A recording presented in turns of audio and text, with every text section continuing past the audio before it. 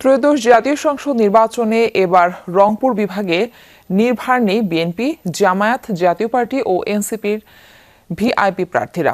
সুশাসনের জন্য নাগরিক সুজন বলছে, ভিআইপি প্রার্থীদের চ্যালেঞ্জ ছুড়ে দিয়েছেন নতুন প্রার্থীরা, যা ভবিষ্যৎ রাজনীতিকে আরও পরিশীলিত করে তুলবে। রেইনবো অলরাউন্ডার এক্সটেরিয়র পে বাড়ির বাহিরের দেয়ালের সুরক্ষা নিয়ে থাকুন নিশ্চিন্ত, সাথে পাচ্ছেন 10 বছরের ওয়ারেন্টি। এবারের নির্বাচনে বেশ চ্যালেঞ্জের মুখে পড়েছেন ঠাকুরগাঁও 1 আসনে বিএনপি মহাসচিব মির্জা ফখরুল ইসলাম আলমগীর। বিগত নির্বাচনগুলোতে তার প্রতিদ্বন্দ্বীরা তেমন একটা প্রভাব বিস্তার করতে না পারলেও এবারের পরিস্থিতি ভিন্ন। ভোটের মাঠে তার শক্ত প্রতিদ্বন্দ্বী জামায়াতের কেন্দ্রীয় নেতা দেলাওয়ার হোসেন। দিনাজপুর 6 আসনে বিএনপির স্থায়ী কমিটির সদস্য ডাক্তার AZM জাহিদ হোসেনও শক্ত লড়াইয়ের মুখে। আসনটিকে জোটবদ্ধ নির্বাচনে ছেড়ে দেয়া হতো জামায়াতকে। সেই জামায়াতের প্রার্থী আনোয়ারুল ইসলাম তাকে চ্যালেঞ্জ ছুড়েছেন। এদিকে বেগম খালেদা জিয়ার মৃত্যুতে দিনাজপুর 3 আসনের প্রার্থী হয়েছেন দলটির রাজশাহী বিভাগীয় সাংগঠনিক সম্পাদক সৈয়দ জাহাঙ্গীর আলম। এখানেও জামায়াতের অ্যাডভোকেট মইনুল ইসলাম আছেন শক্ত প্রতিদ্বন্দ্বিতায়।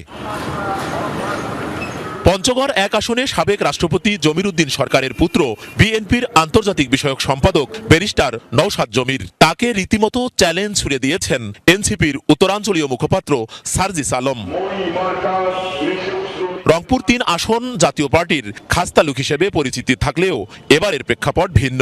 রীতিমতো চ্যালেঞ্জের মুখে একসময়ের নির্ভার দলটির চেয়ারম্যান GM কাদের। এখানে মহানগর বিএনপির আহ্বায়ক শামসুজ্জামান সামু ও জামায়াতের কেন্দ্রীয় কর্মপরিষদ সদস্য মাহবুবুর রহমান বেলালের সাথে তীব্র লড়াইয়ের মুখোমুখি হতে হবে তাকে।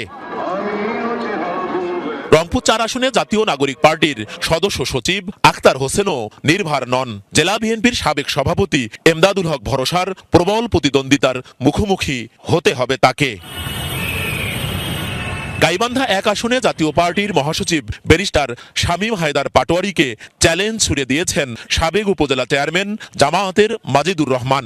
জাতীয় পার্টির বিদ্রোহী প্রার্থী মোস্তফা মহসিন থাকায় পাটোয়ারির জন্য আসনটি আরও ঝুঁকিপূর্ণ। গাইবান্ধা 5 আসনেও প্রতিদ্বন্দ্বিতা করছেন শামীম পাটোয়ারি।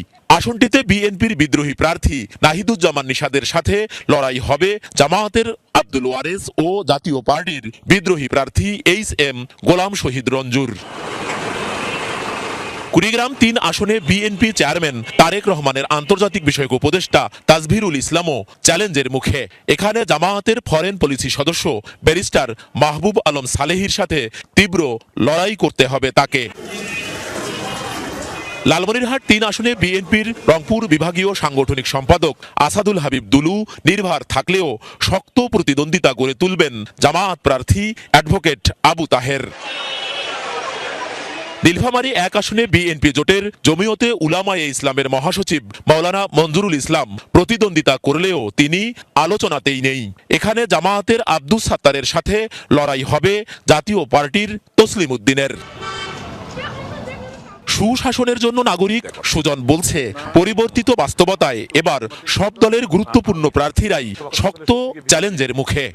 কাকে দিয়ে আমার এলাকার উন্নয়ন হবে, আমার ভাগ্যের পরিবর্তন হবে এবং রাষ্ট্রের উন্নয়ন হবে, এখন সাধারণ ভোটাররাও কিন্তু সেটা ভাবেন। যার ফলে এই অঞ্চলে জাতীয় পার্টি, বিএনপি এবং এনসিপির যে ভিআইপি যারা আছেন, যারা টপমোস্ট লিডার যারা এখানে আছেন, তারা কিন্তু নিঃসন্দেহে একটা চ্যালেঞ্জের মধ্যে পড়ে গেছেন।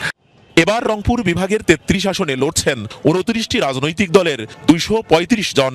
এর মধ্যে স্বতন্ত্র 33 আর নারী 8 জন। সরকার, মাঝারুল মান্নান, যমুনা নিউজ, রংপুর।